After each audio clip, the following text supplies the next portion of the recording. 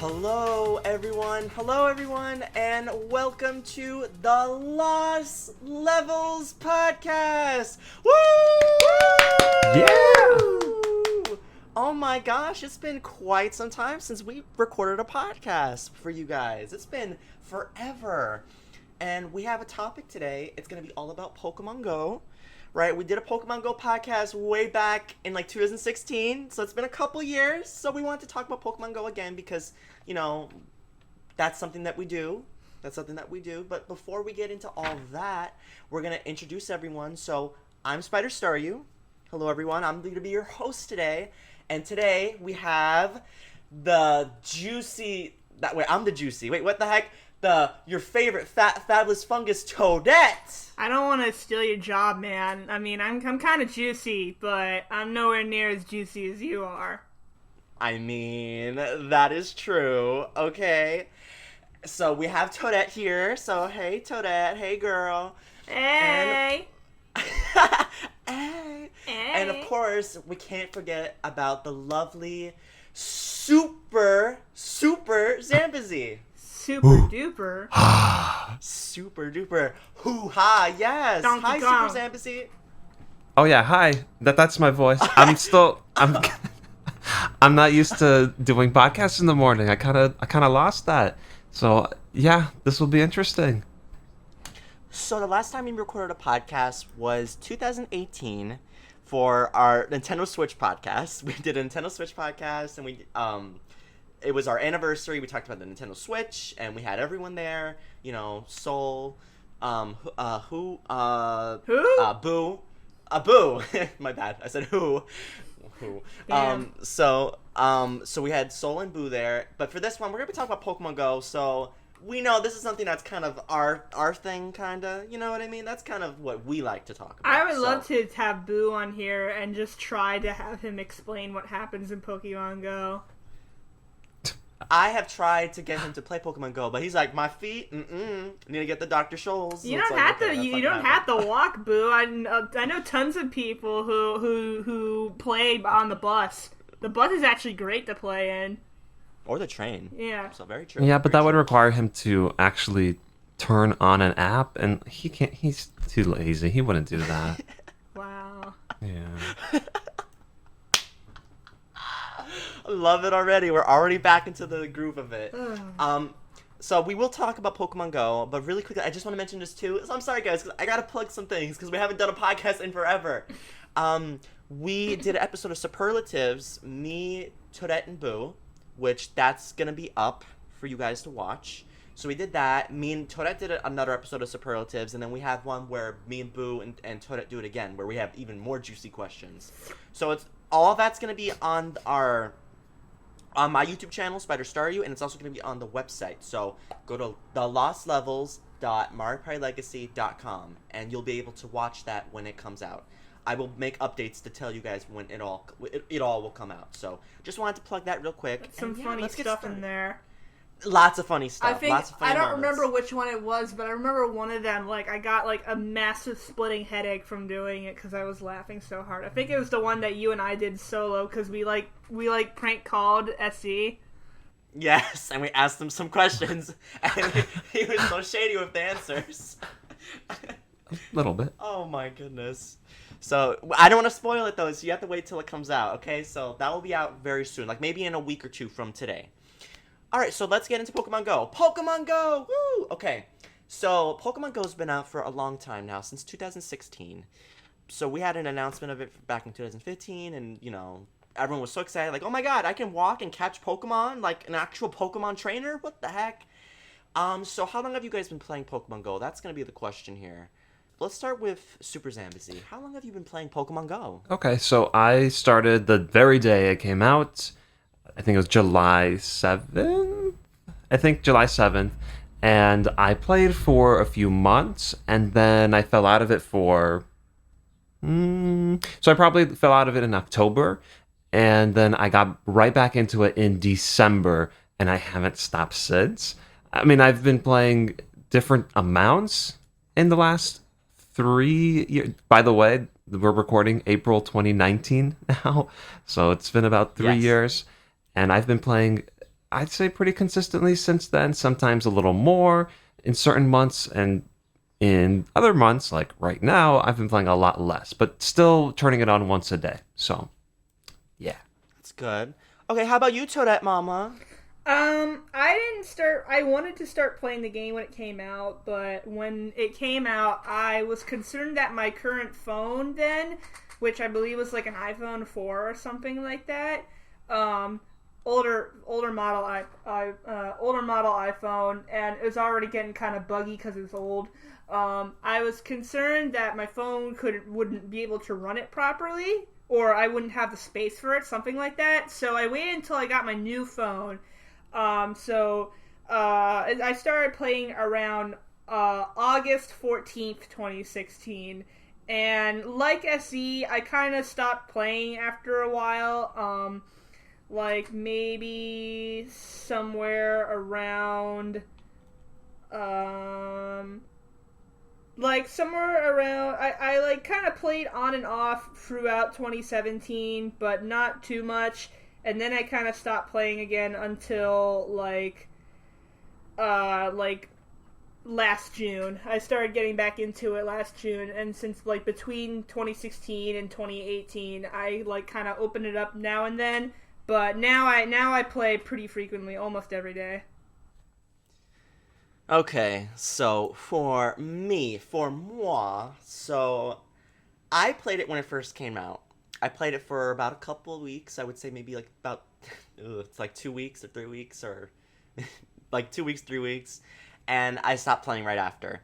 My biggest reason for stop playing, and I don't know if anyone can relate to this, but being in New York City, I was very scared that someone was going to take my phone. And I'm just going to be totally real about it. I was very scared about that. Because something like that did happen to it was either one of my family members or someone where they were playing something, or I don't even know if it was Pokemon Go. They had their phone out and someone just snatched it and then ran off. Ooh. So I was very scared. I was very scared about that. Now I don't give a damn, and I'm playing Pokemon Go all day, every day. So I'm just outside, just catching those Pokemon, but I'm always aware of my surroundings.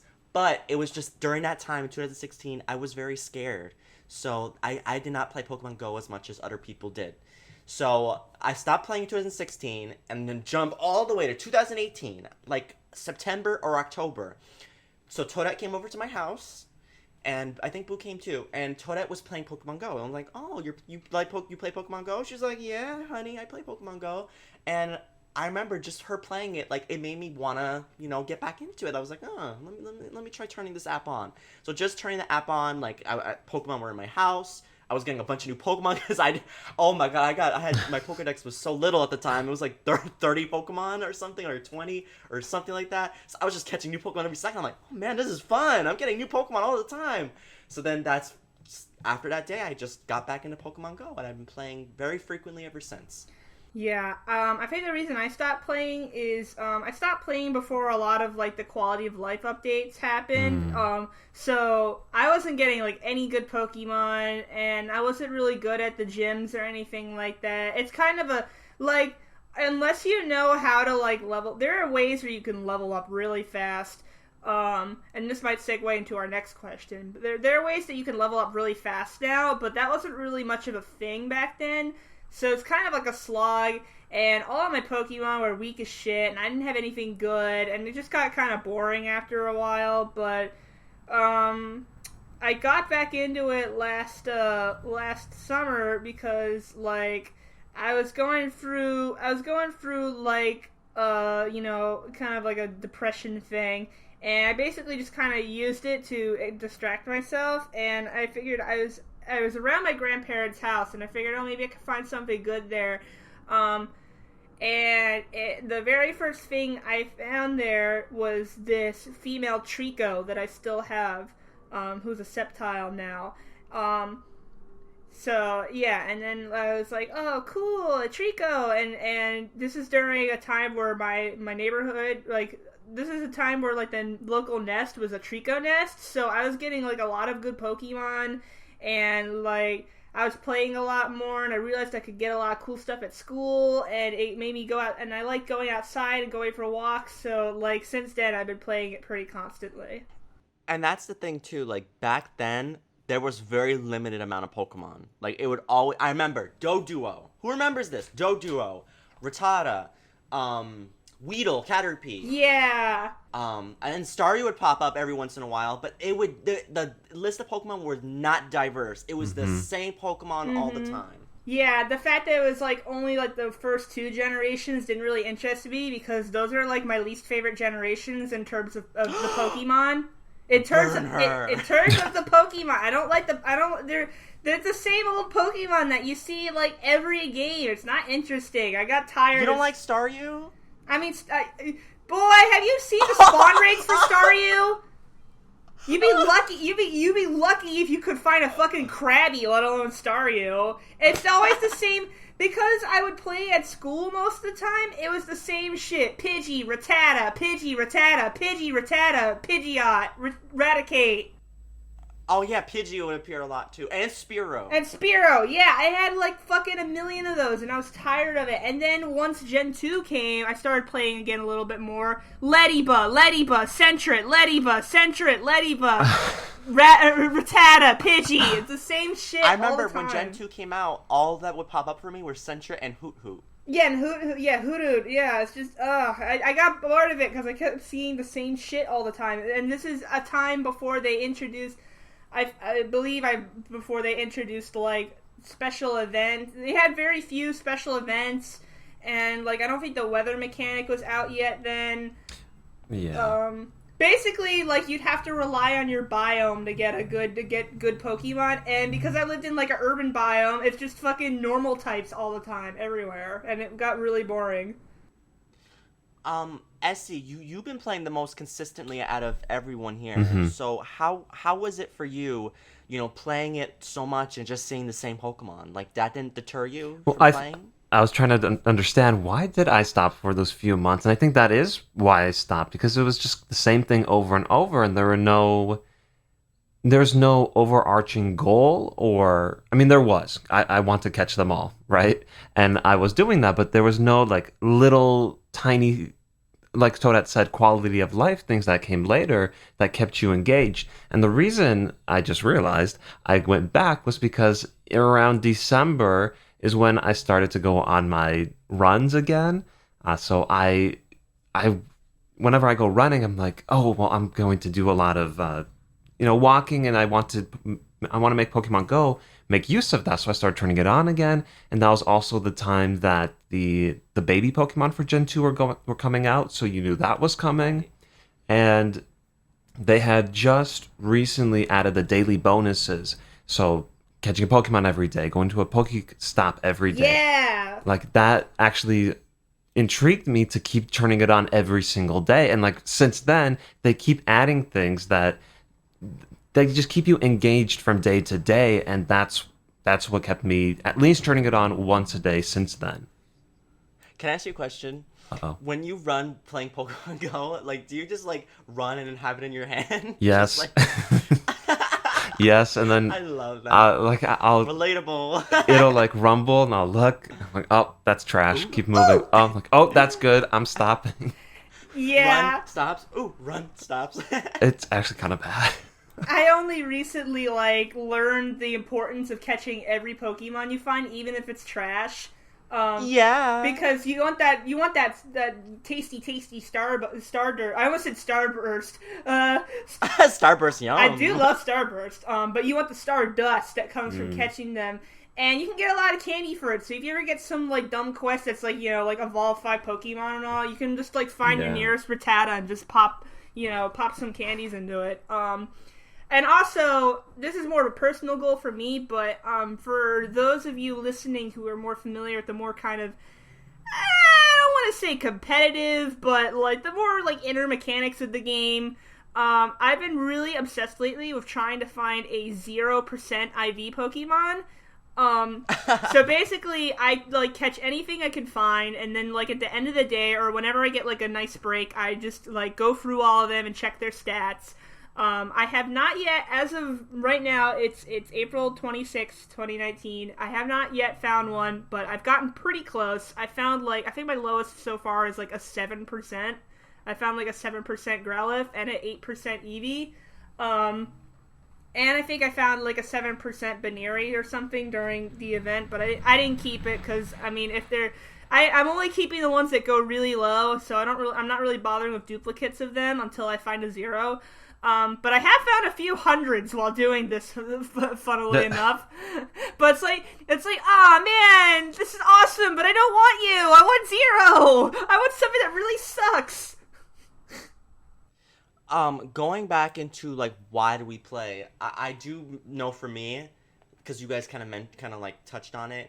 I want to catch them all. You know what they say? Gotta catch them all. Gotta catch them all. Like I gotta catch them all.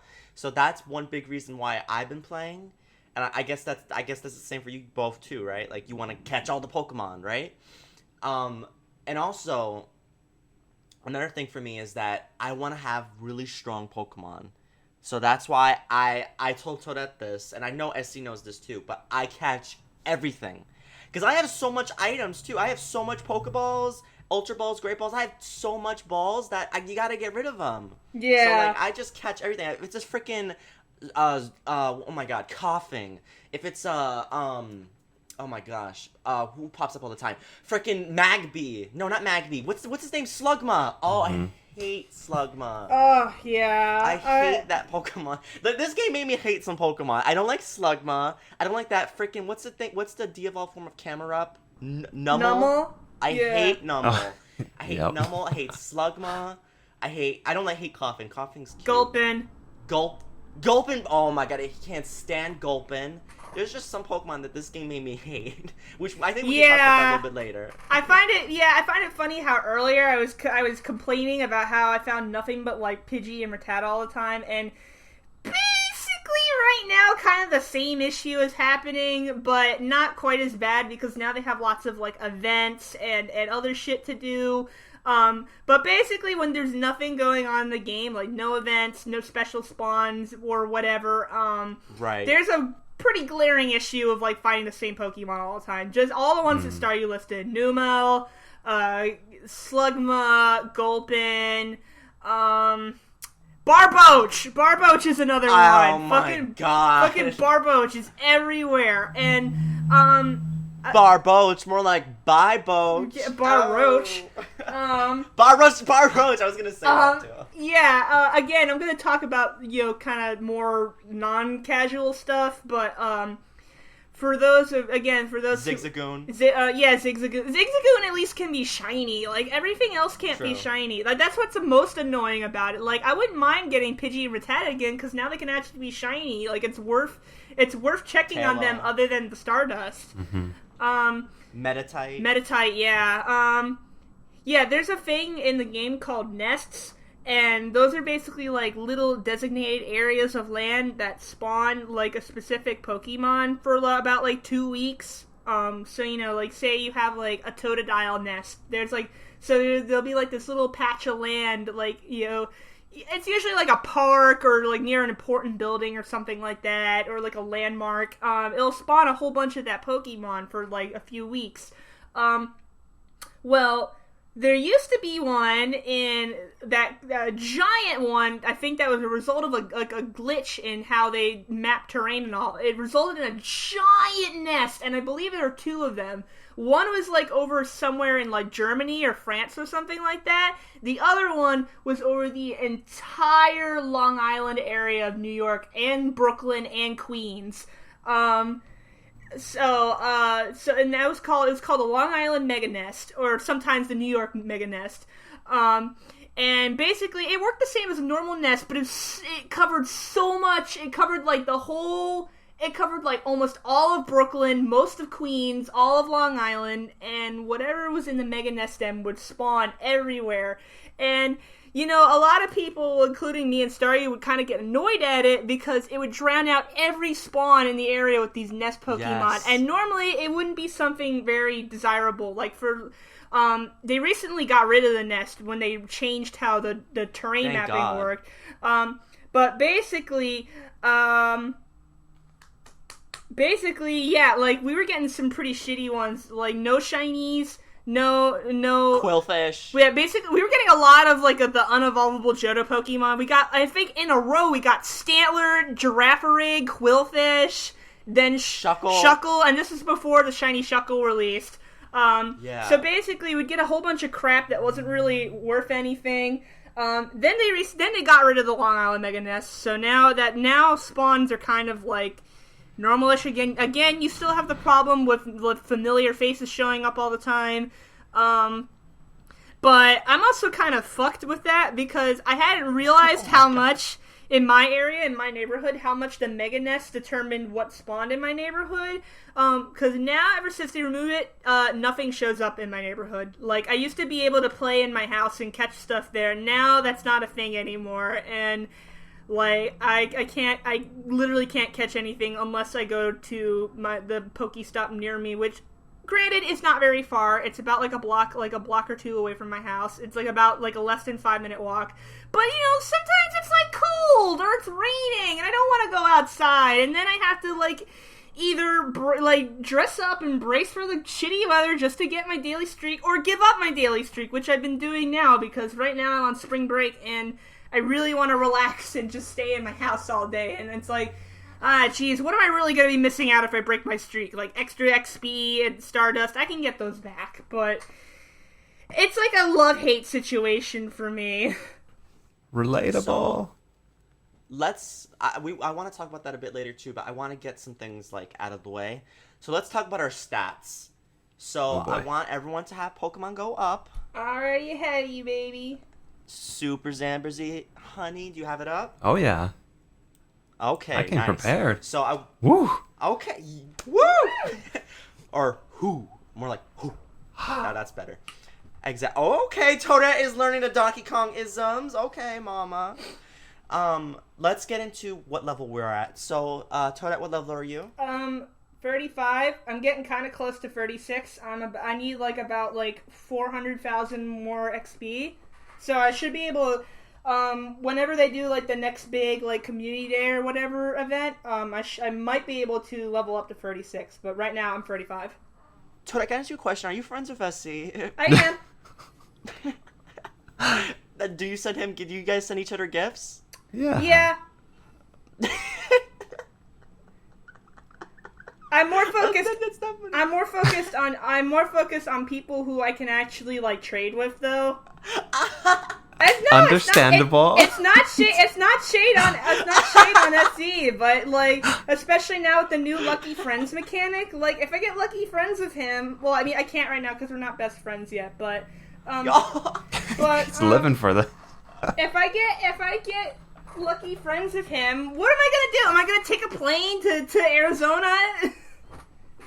I got one lucky friend right now. And it's like a fucking friend I have from like the UK. It's like, what am I gonna do with that? I remember you posted on Discord. You're like, who is this? Like, I don't even remember this person. Yeah, I don't even remember who it is. It's someone I added from Facebook or something like that. Really quickly, also, are you guys ultra friends at least? Yeah. I got is that the one before Ultra, or we have 25 more days before we become best friends, so we're like halfway. Okay. We're like halfway to best friends. Okay. Aw, I'm happy about that. But you know what? Yeah. I totally get it because there was a time where Toadette was not sending or receiving any gifts for like weeks and weeks, and I get it because it's the egg. I have other reasons for that too. It's not shade. A lot of times, I know it's not shade. I know it's not. I know, being serious. I was when I don't accept gifts, it's either because I don't want the friend eggs. Yeah. Because you can't throw out eggs still for some stupid reason, or I don't have any gifts.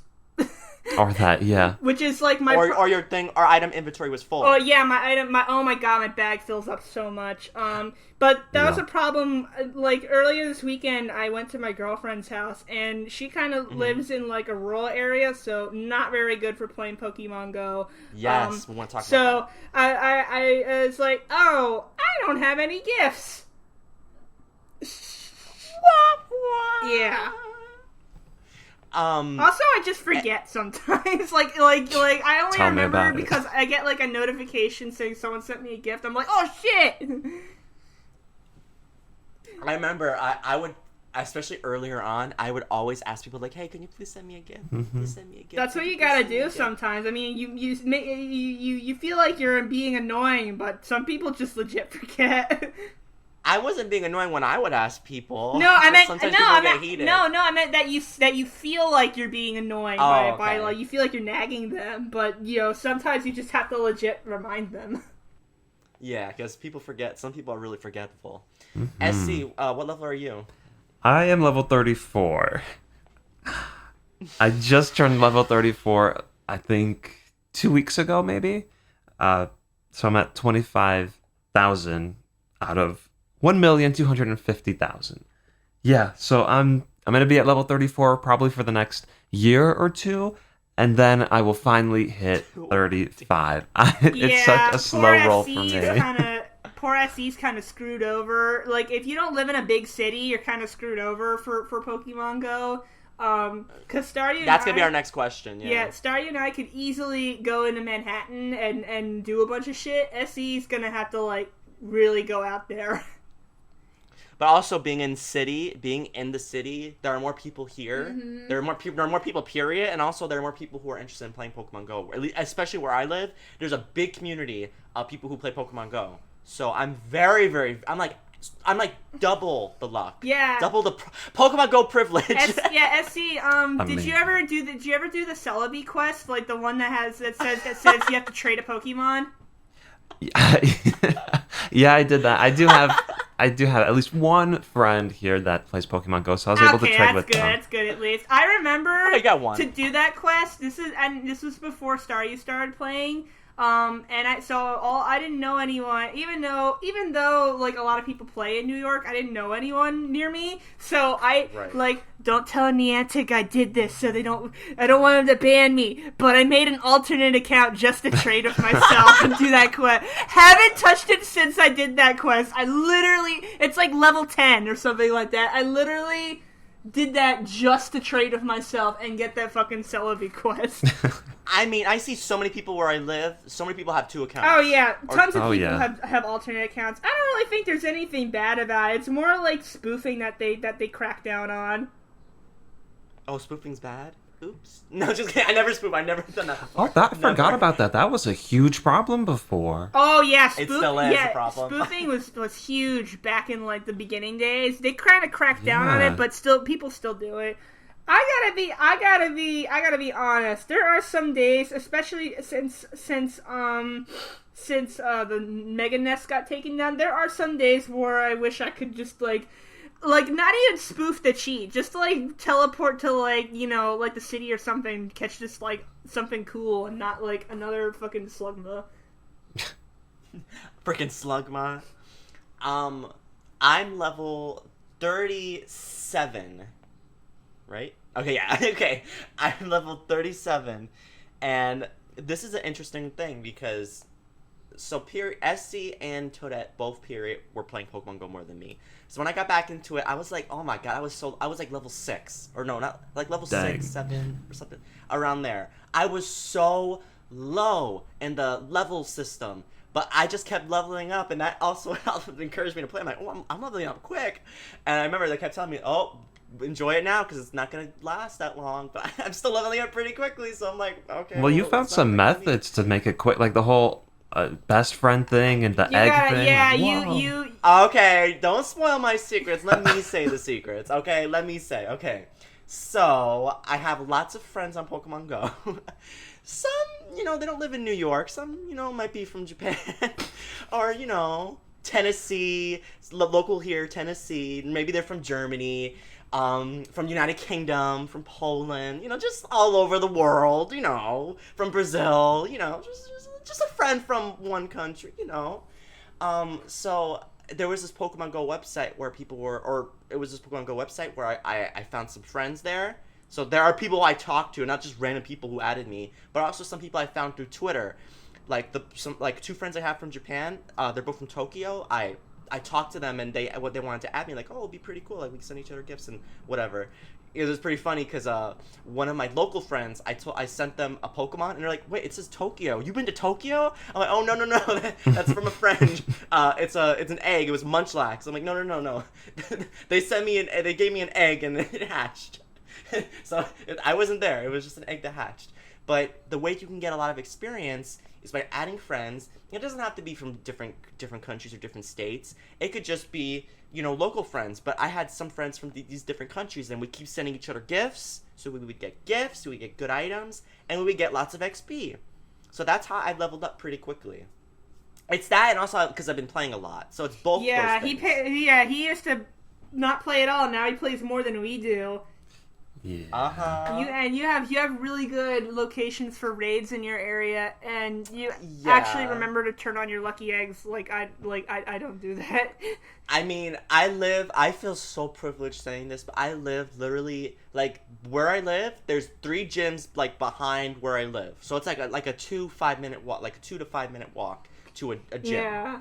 I have... And then... go ahead. There's... Just really quickly. And also, there's malls near where I live. So, there's gyms there. And, of course... And a lot of people are there. When you have a mall, there's so many people all the time. Just a bunch of people. So, even... There's a lot of spoofers who play there, too. People who spoof in that area because it's a mall. So, I feel super, lucky that I'm able to do those things. And trust me, I don't take that for granted. Which, that's going to be my next question. But, Toadette, go on. Yeah, see, I have almost the same situation, but I have a different problem. Surrounding me right now, I have 1, 2, 3, 4, 5, 6, 7, 8, 9, 10, 11 gyms near me. And about maybe 20 Pokestops. But nobody plays in my neighborhood. So, if there's a raid, nobody's there. So, evidently people play enough to keep the gyms busy, because sometimes I deadass put something in there, it gets knocked out 2 minutes later, but there are people who play, but they're so scattered that we can never get a big group to come together for a raid. I think there's only been one time where I have been able to do a raid in my neighborhood, and is when Palkia was still out, and I managed to, I was coming home from school and I managed to just catch a group doing a Palkia raid. And that was the only time I've ever raided something in my own neighborhood. My neighborhood's horrible especially after the Mega Nest went away. Nothing shows up. We get bad spawns, bad quests. No one does raids. So my neighborhood is dead. Brooklyn's question. terrible to play Pokemon Go. You have to play in Manhattan if you want to get serious. Toadette, sweetie. But you're not part of any groups? There's no groups that play Pokemon Go? Nobody that comes to my neighborhood. Oh, okay, so your local neighborhood. Got it. Brooklyn in general, though. I mean, I'm part of a NYC group. Brooklyn in general, the Brooklyn channel's dead. Nobody plays in Brooklyn, or at least Brooklyn's so big, and most of it's kind of suburban, is that everyone's scattered out. So it's real. You have to get on a train or the bus to all gather up somewhere. While in Manhattan, there's 60 gyms in 1 block, so you could just kind of walk to one. All right, so that's going to be my next question I want to talk about with you guys, because this will be an interesting discussion. There's a side duck in my house. Get that side duck. Quickly gonna catch it. So here's my question, and here's the topic that we're gonna kind of talk about. So there's no doubt about it. People who live in cities are very, very lucky when it comes to Pokemon Go. Right? People like me who live in a neighborhood that has lots of people who play Pokemon Go. And then, of course, just being in New York City, you can go to Manhattan. Just going to Manhattan alone, there's so much to do. So many stops, so many gyms. It's very easy to go find a raid, and there'll always be people there. Very rarely will you go to a raid, and no one's there. If you're in, Times Square, there's a raid, you're going to get that thing filled up. No doubt about it. So, my question is, people in more rural areas, people like SC, who live in more rural areas where there's not many people playing and it's not the city, so there's even less, Pokestops, gyms, and stuff. My question is it really fair, and how could Niantic make it more fair for people who live in more rural areas? And I want you to talk about it first, SC, because, you being from a rural area, I want to know how it affects you and what you think about it. Yeah. Okay. Yeah. So it definitely affects me, because you guys were talking about what you can see from your current location. Well, I can see one Pokestop, and there's one way out at the very edge of the map too, in the distance, and that's it. So I don't have any access to gyms or anything besides those 2 Pokestops, and I definitely do not get any Pokemon spawns from within the house. Like that's not going to happen. I have to go out, and that hasn't always been the case.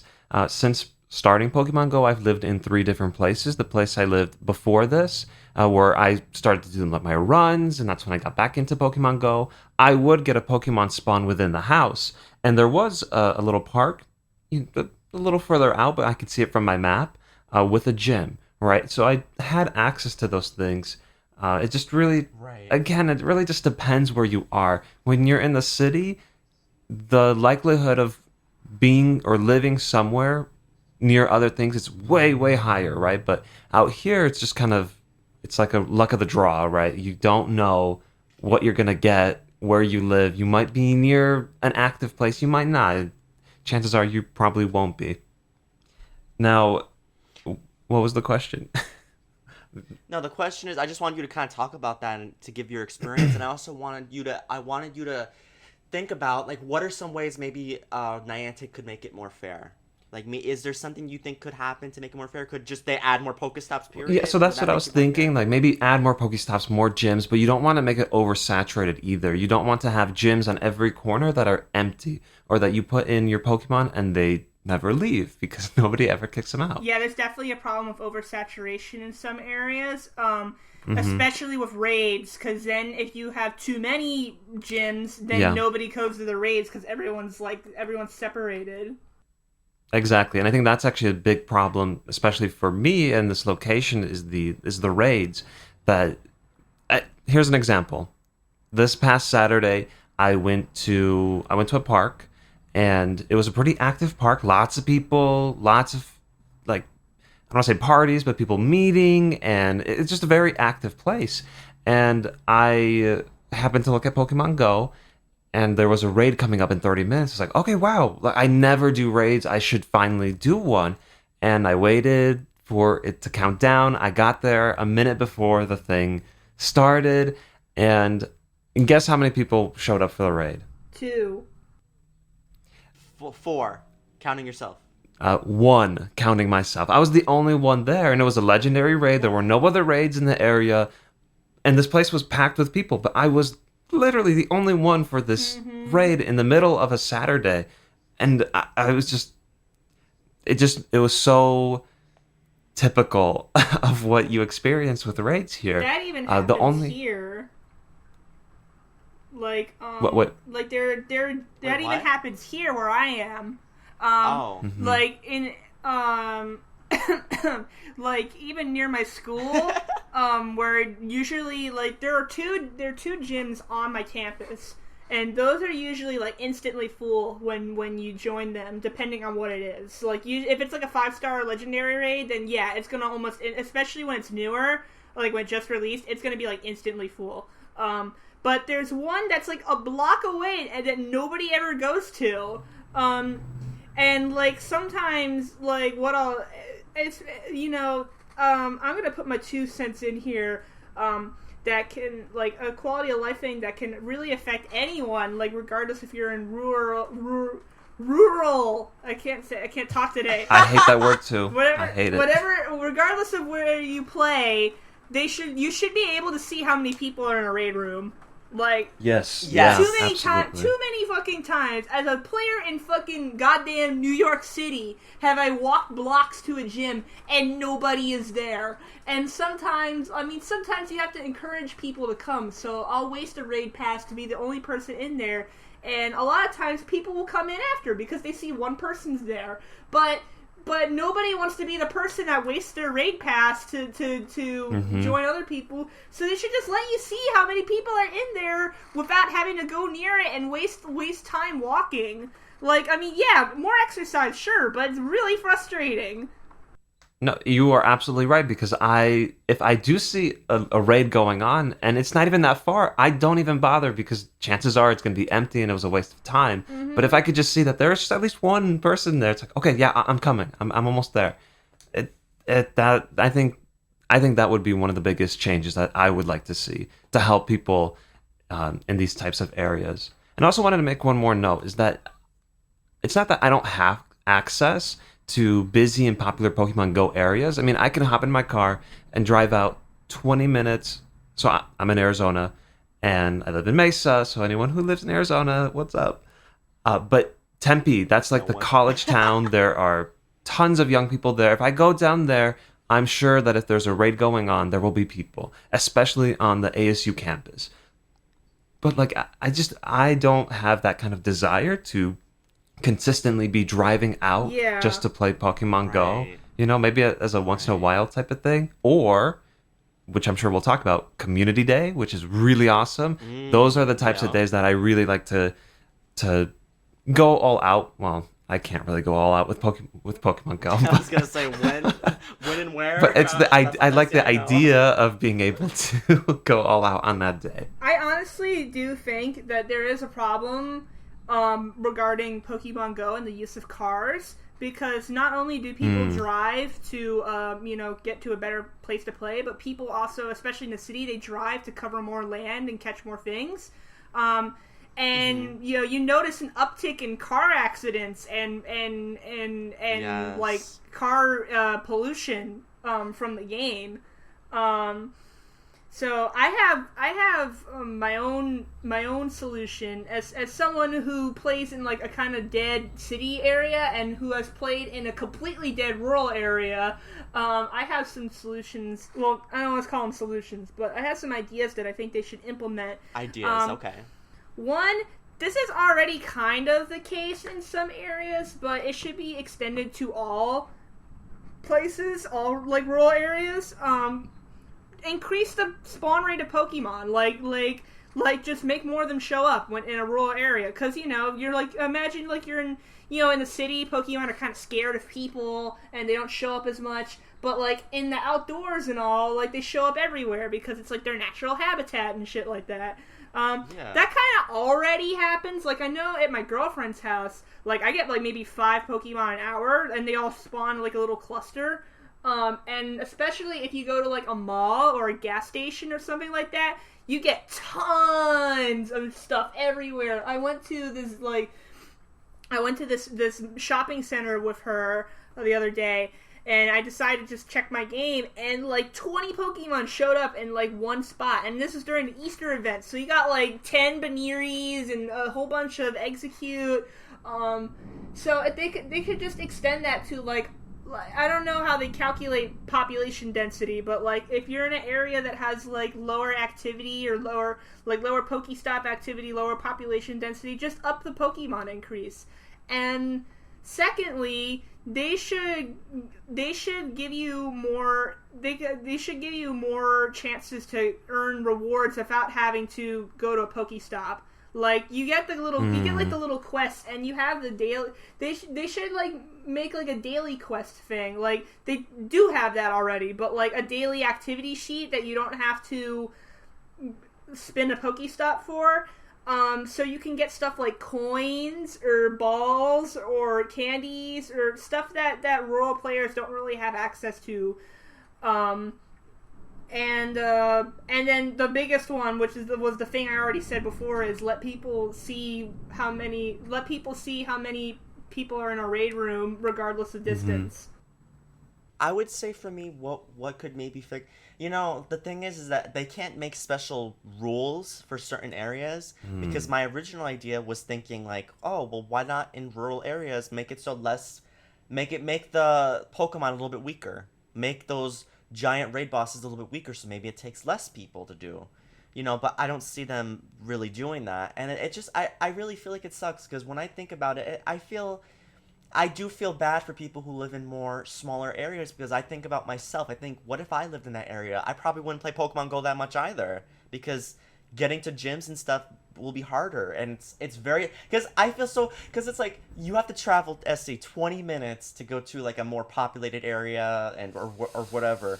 For me, I have to just walk like 5 minutes to just go to my local gym, and we can meet up there, a bunch of people. And even then, sometimes I'm like, oh, I don't want to go do that. And it's a freaking 5-minute walk. Sure. So I think about that, and it's like, I feel bad. It's like, dang, my 5-minute walk seems so bad, but when it's harder for you, you have to drive 20 minutes. Driving 20 minutes, that's still like a couple miles. 20-minute drive? That sounds like at least like a mile or two away. So I feel bad about that, and I really do hope they can do something like make more gyms available or something. Like, they don't need to make a bunch of them, but if there's not a gym for at least a good 5-10 blocks, they should make a gym. They need to make a gym in that area. Yeah. Just that alone, I feel like, will help people wanting to play. Because if there's more gyms in rural areas, at least there'll be more people trying to travel around the area. Because one thing about Pokemon Go players is especially in the city, we love playing in like Manhattan. Why? Because there's so many stops. So many. I go straight up a street, there's like 4 stops. Mm-hmm. 4 stops. And then there's a gym at the end of the street or wherever. There's so many stops. There's so many places to go where I can just go straight down. I don't need to like crisscross across this street and that street. I could just go straight, and there's like 10 stops. Like going down two or 3 streets, 10, 12 stops altogether. So they just need to do some things like add more stops, add more gyms, and I feel like at least that will help in some way.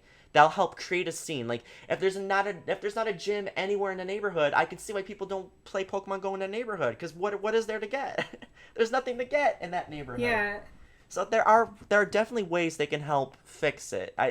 Without changing like the whole entire game and making like some bosses weaker. I do feel like making the bosses tougher actually damaged rural areas, because it's like, now for me. I always get Pokemon with great IVs, great attack IVs, great stamina, so they can live and keep attacking that Pokemon. For me, some level 3 raids are hard for me to do now. I couldn't beat a Hitmonchan or a Hitmonlee in my local neighborhood, and I had all the Pokemon to beat it. I had strong Psychic types, strong Flying types, and I could not solo the raid because they made it a little bit tougher. Yeah. Well, back then, I definitely could have done it. Yeah, I was just about to say something about that. Like, about a month or so ago, I think it was when Palkia was still out, they increased the HP of raid bosses by like 30% or something like that. Yes. So it's not really a matter that they're stronger, it's that they have more health. So now it takes a longer time to defeat them, and especially ones that hit really hard like Palkia and I don't want to say Deoxys Attack, because Deoxys Attack is like paper thin defenses, but like especially Palkia. That's like especially Palkia. When it takes longer to beat it, it kills your Pokemon faster. You burn for your revives more. You might not even beat it depending on how many people you have with you. It just made raids more annoying, and it really hurt people who already can't get enough people to play. So I think maybe they should at least get rid of that for the tier 5 bosses. I mean, I can see why they boosted. I don't know. I feel like raids should be like only the tier 5 should be hard. They shouldn't make the 4 free 2-1s hard. No, agreed. Yeah, like, agreed. At least free 1 to free. And another problem I have, which they'll never do, I will like eat my own shirt if they ever do this. I'm saying shirt because you never know. They could do this, so I'm not gonna risk anything big. But I really hope that they, like, for level 1 raids, they just get rid of passes for that entirely. Like, you shouldn't need to use it. Like, you can solo those with like a weak ass Pokemon. Like, I've seen people solo, like, I saw people during like the bug out event when like Weedle was like a raid. No, wait, no. It was Caterpie that was a raid boss. I saw someone solo a Caterpie with a Weedle. Like, Weedle. Just one Weedle, not even powered up. Like, it was like a 300 CP Weedle, and they soloed it. And with just that one Weedle, not multiple Weedles, just one Weedle. So, you shouldn't have to use a pass for those raids. Like, tier 5, definitely understand, but the pass system is also really annoying for those rural players, because as I and SC were talking about earlier, you spend all this time to go in there and you risk wasting a pass just to see if other people will come. Mm-hmm. And especially if you're a rural player, unless you spend money on the game, those passes are like a dime a dozen. They're really rare. You have to treasure them, and wasting them. Even you do get the one free one a day, but still, I mean, like, that's one right there, and you wasted that one for the day already. Yeah, so there's, they definitely want to milk money out of people, but even if you spend money on the game in a rural area, you won't be able to use it for anything. And honestly, I kind of probably, if I was a rural person, I wouldn't spend money in the game at all if nobody's going to join. I could have like 1 million raid passes and I won't get more people to join. I will say one thing, and this kind of goes on to the next topic, but it's not really like a topic, it's just really like just advice. I recommend for all rural players, make sure you have good IV Pokemon. It's so important. Like, you have no idea. Good IV Pokemon, like Pokemon with good attack, Pokemon with good stamina, like HP, good defense, whatever, especially attack. It's so important.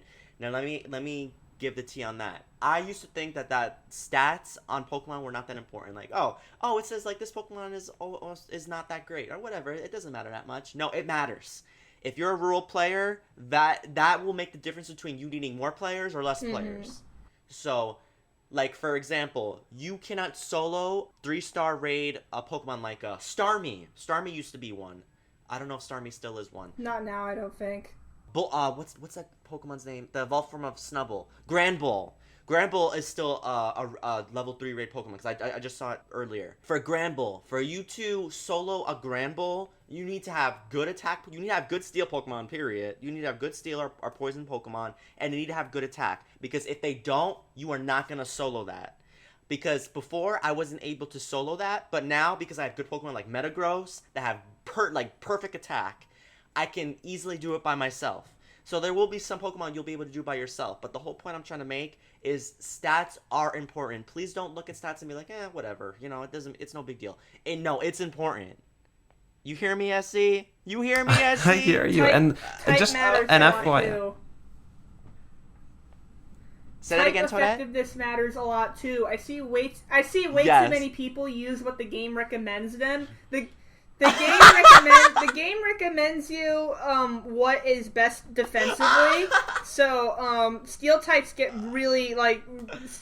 heavily preferred. Like Aggron, Metagross, Dialga, those all almost always show up. That's true. Yeah. What's the Steelix? Steelix, yeah. I think I always have them in there. Yeah, they get recommended based on defenses against and they're good tells to show what the bosses have in their move kit, but if you don't have, it doesn't really matter when you're in a room of 20 people, but when you're in a smaller room, you want to have like a damage. You want to have that damage, like even if it's something that's a glass cannon, like Gengar or Mewtwo.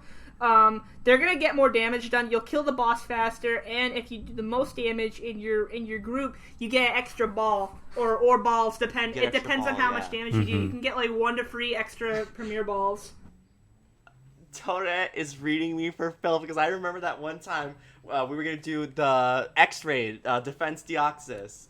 And Toadette said, okay, homegirl, I better not see you using a Metagross again. Because I had no, this is our first Deoxys D, and I know it's like fucking like bulky as hell, so I had no idea, like, in the end it was actually pretty easy to beat, but yeah, a whole bunch of people came. Yeah, but I had no idea like how bulky it was gonna be, because I kept hearing people say like, oh, you have to have 4 people minimum, like with really high level Pokemon to beat it. Like you can't duo or trio it. You have to have like at least 4 people. So I was like, oh shit, this thing's gonna be bulky as hell, isn't it? So I didn't want to like just barely lose out on it, because like, I always see like someone using like Aggron or some shit in there, and like not like Metagross you can get away with it with especially if it's community Metagross, because Meteor Mash is good, but Aggron, like as cool as he is, Aggron sucks in Pokemon Go. No attack, bad weaknesses. Like he's kind of bulky, but I mean, you don't want bulk in a raid. You want attack. I mean, if you have to have bulk, it has to be somebody that's good at attacking and bulky. Like, there's a lot of arguments over, like, when you have somebody that's weak to dragons, like, oh, should I use Rayquaza or Dialga? It's like, oh, well, Rayquaza does more damage, but Dialga lasts longer and gets more, like, total damage done. But if you want to kill it fast, you should probably use Rayquaza. And that's when, like, the little things matter. But, like, bottom line, even if it's shiny and you want to flex on people, don't use Aggron. Aggron sucks. Aggron's awesome. He's really cool, and I love him in the main games, but he sucks in Pokemon Go. Wow. All right. So, it's time to move on, guys. Why don't we talk about community days, right? Let's talk about the community days of Pokemon Go. So, for people who don't know what the community day is in Pokemon Go, why don't you explain what it is? SC?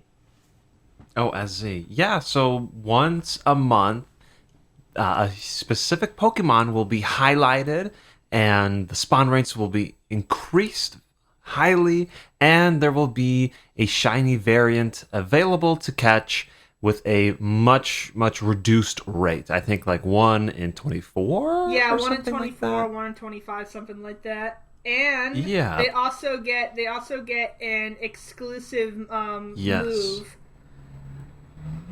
So how long has this been going on? Yes. About like a year. It started back around like January of last year. 2018. Yeah, so it's a pretty new feature, and I have to say it's probably my favorite part of Pokemon Go, because I know a lot of people kind of have nostalgia for like the good old days back when you'd have like this crowd of people run after like a Pokemon that spawned, like say something really rare like Lapras or Porygon spawned, like everyone Or would be Paras. Paris. I don't think anyone was running for Paris. Let's be real. I love Paris. Essie was. I mean, But like in the beginning of the game, when like fully rare or like fully evolved Pokemon would spawn, like Charizard, Vaporeon, Lapras, like people were like running in hordes to get it. That doesn't really happen so much anymore because spawns there's so many more Pokemon now, and a lot of Pokemon are kind of drip fed now. You don't really have like these rare like fully evolved spawns so much anymore. But Community Day, because like the rewards are so good, you have like you have like this one event Pokemon. It's usually either a starter Pokemon or it's like a Pokemon that's part of a free stage evolutionary line. So far we've had like Pikachu, the Kanto starters, Eevee, Mareep, Larvitar, Dratini, Johto starters, Beldum, Swinub. We're starting with the Hoenn starters now. We just recently had Bagon Day. Basically stuff like that. They all get highlighted, and for like that day, for something like 3 hours or something like that, their spawn rates are super huge. Like, they show up everywhere, even if you're playing in a rural area, which is really nice, because it's like one of the few things that rural players can still do, because I was at my girlfriend's house during Swinub Day, and just using an incense, I was still able to get 3 shinies, which is really awesome. Yeah, and like SE said, the shiny rates are super low, like 1 in 25. Like, you have to have like uber bad luck to not get any shinies. You're guaranteed. You're pretty much guaranteed at least one if you play the whole 3 hours. And during that time, plus 1 hour the spawns stop after 3 hours, but for 1 hour extra after that, you have time to evolve anything you catch and get a special move. And it's usually something really good. Not all the time, but it's usually pretty good. Like the starters, they get their exclusive moves from the games, like Hydro Cannon, Blast Burn, Frenzy Plant. Most recent one, Bagon, they got like Outrage, which is really good for it. Oh, yes. A lot of times, these special Community Day moves end up becoming this Pokemon's like best move set. So you have a lot of people like come out because they want this exclusive move and they want the shinies, and it's one of the few times where you could see like a whole group of people all playing, and you could tell when someone's playing Pokemon Go by the way they look at their phone Yes, and you they're can. using it. Yep. And a lot of times, That spinning motion. A lot of times, sometimes they have like the Pokemon merch on there. Especially if you're in a more like rural or park area, because during Totodile Day, I was in my dad's house in Arizona. Sadly, not anywhere near SC. I was in Phoenix. wah, wah, wah. Yeah. I was in Phoenix, but my dad didn't really have anywhere good to play near his house, but there was a park near like about a mile or so away from his house. So he drove me there, and we walked around there, and I wasn't really expecting much to be there, but much to my surprise, there was like a whole swarm of people all playing for Toadette all day, like moving in herds. My dad, you guys would have loved to see the look on his face. He deadass was like shook. Like he was like, I didn't expect there to be so many people here. And Wow, it's look at all the Pokemon. yeah, and you could tell they were all playing Pokemon because they're all talking about like, oh, did you get oh, I got a shiny, or you're like, oh, this one's got like a perfect attack, and, like all very clearly Pokemon oriented conversations, and 2 Heatran raids showed up during it, and like everyone moved as a collective force to go to those raids. It was awesome, but you even get that. You still get that experience in the city too, because there are some places in New York that are clearly better to play in than others. Like the 2 most popular spots in New York to play for Community Day are Bryant Park and Union Square Park. Because there's a lot of Bryant Park, especially because there's a lot of Pokestops there, and the city density and like all the gyms there like guarantee you a lot of spawns, a lot of stops to restock your Pokeballs. It's all good shit, and it's probably my favorite thing to do in Pokemon Go because I meet up with Staryu and we get to hang out for like the afternoon and get some exercise, play some Pokemon, get some shinies, have some food. It's really fun, and it's become like a ritual thing. Like I look forward every month to even if it's like some Pokemon I don't really care about. Like I don't really care about Spinub that much. I think it's cute and all, and Mamoswine's really good in Pokemon Go and in the main games, but it's not my favorite Pokemon. But you know, I was really sad that I couldn't do my usual thing with Staryu because I was out of town. But yeah, I get really excited for Community Day because it's by far my favorite. It's by far my favorite thing to do, and it's probably one of the most accessible things in the game. Like even a little kid can participate in Community Day because I've seen it. I've seen families like with like mom, dad playing, the kids playing. It's really fun, and it's just fun for everyone. And unless you have like the worst luck in the world, you're at least guaranteed like 1 shiny. Oh yeah, for sure. Let's also talk about the fact that when some of these events will give extra things like XP, extra XP, decreased extra catch Stardust. distance. Yeah, exactly. So you get extra stuff too. So it's not just you get a Pokemon. It's like you'll get extra stuff with it. So it's very beneficial, especially if you're new to Pokemon. Community days are actually would be a good day for you to start because you'll level up like crazy. Crazy, yeah. So I want to quickly mention one thing. It's so funny. Toadette was in Arizona during Toadette days, so I actually went to Manhattan myself, and it wasn't the same. I missed my honey Toadette. I was like, oh, because I was just walking by myself, and I saw these people together. I'm like, oh. It's boring playing by yourself. It is so boring. I didn't have no one to talk to. I got a shiny. I couldn't tell anyone. I'm like, oh. I do play by myself a lot of the times, like especially. Oh yeah. There are other events besides Community Day. Like sometimes they'll have events where it's like a week long, like like the bug event that happened. Yeah, focusing on like a specific type or like a holiday. Like we just recently came out of an Easter event. So it was like Easter. It was Easter related. So eggs hatch faster, egg and bunny Pokemon spawn more, and then of course you have your poster boy Shiny Baneri, which I didn't get. Yeah, SC got one though, which is cool. But for those events, because they're a week long, obviously, as much as I love hanging out with Staryu, I can't like afford to meet up every single day and spend all this time every day playing. So I usually go out and venture by myself. But it's kind of boring. Like the only thing that's really fueling me is getting exercise. Usually I try to do some raids at the same time. Because, like, Latios was out, and I was really trying to get Shiny Latios, which I also didn't get, but oh well. I got Shiny Latios, yes! Yeah, so I have Latios, and he has Latios, and now it doesn't matter, because they're both coming to research breakthroughs, so now it feels kind of worthless, but... I know. Let's I just wanted to mention, like, how many of these community days have we been a part of? So... SC, you can give your opinion about community days and then tell us what community days you participated in.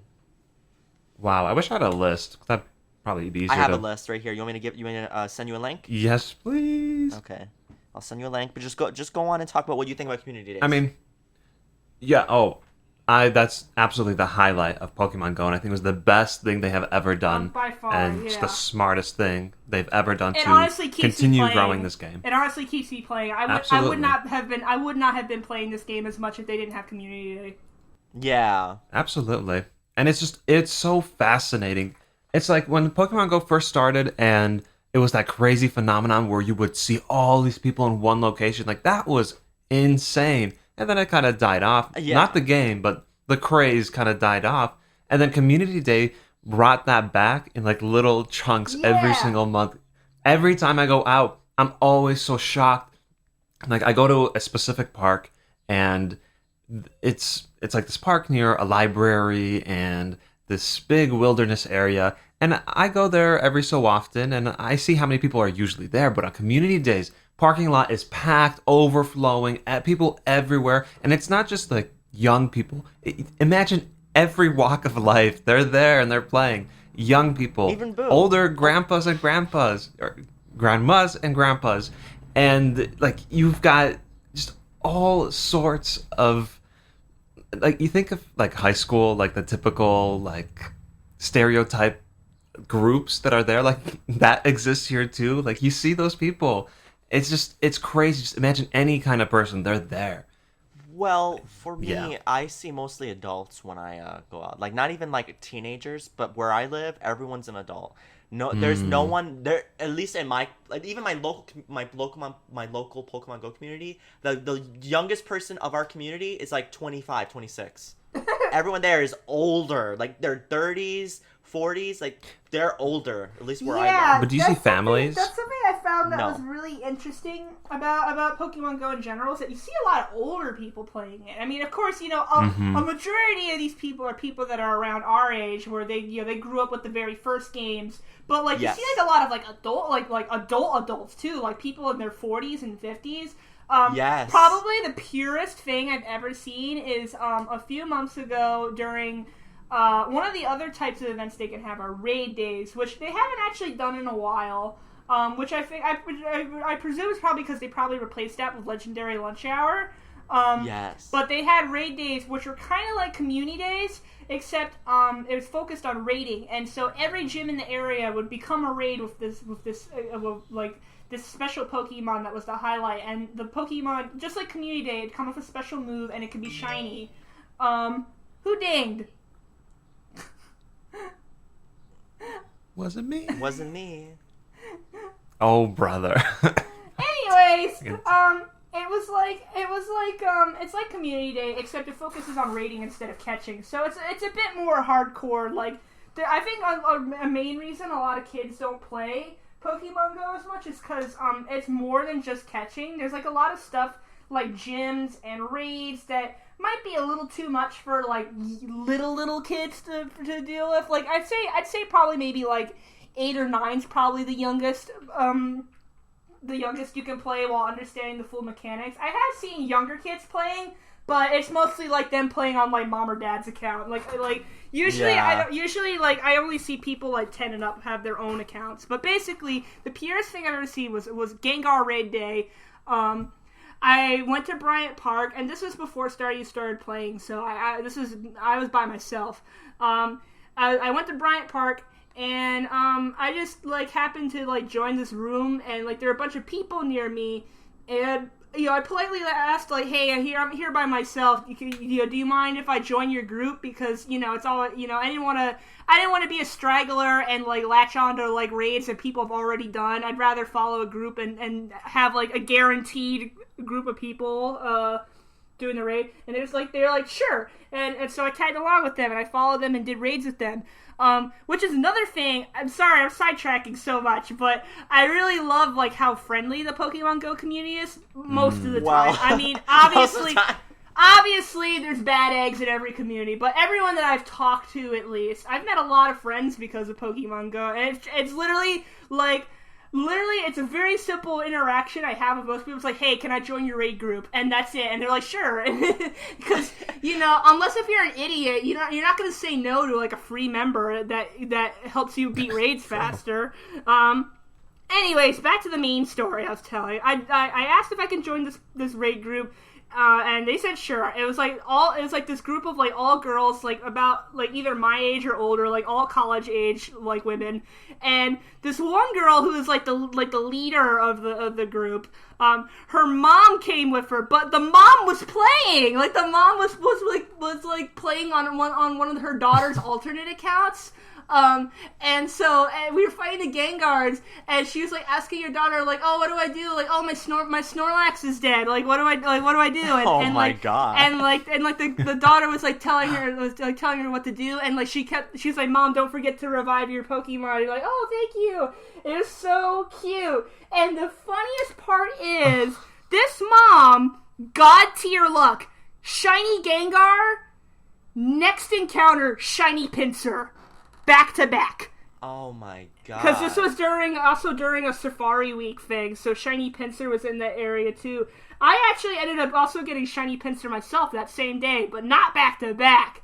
That was crazy. And we were all laughing so hard, and like the mom was like, "Oh my god, is that good?" It's like, "Yes, it's really good. We're so jealous." Because she was the first to get a Shiny Gengar too. So we were all like, "Oh my god."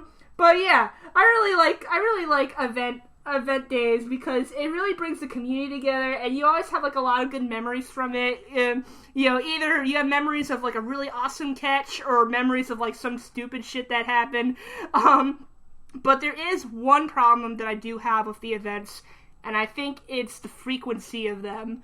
I think at times, and it's been especially prevalent this year, like the first couple of months this year, definitely like March and all, they kind of put like so many of these events together. Like you'll have a raid day, then like a week event, then a special research day, then community day, like week after week after week after week. So, I'll be meeting with Staryu like almost every weekend to do some stuff with him. And as much as I love doing that, like after a while, I still have like hard calluses and blisters on my feet from walking so much.